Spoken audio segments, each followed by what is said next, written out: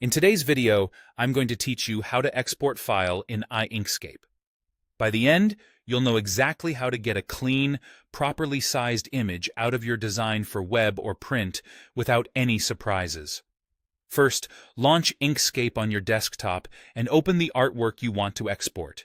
You can use File, then Open, or simply drag your SVG file into the window.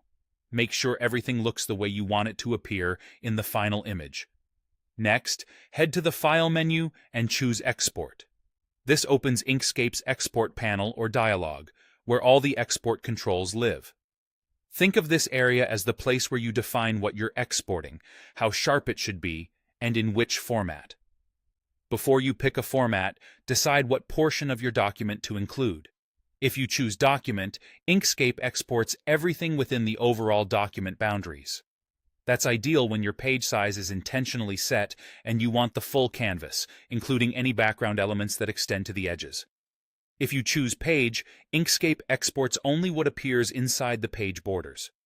Use this when you've set up a specific page size and want to ignore anything sitting outside it. Selection exports only the objects you currently have selected. This is great for isolating a logo, an icon, or a single illustration from a larger file. Just select those objects first, then choose Selection so only that content makes it into the final image. Custom lets you define an exact export area by entering specific dimensions or coordinates. Use this when you need pixel-perfect control or a precise crop. If you adjust width or height, keep an eye on aspect ratio so you don't accidentally stretch your artwork. Now set the resolution. For high-quality printing, use 300 dpi. For screens and general web use, 96 dpi is the standard.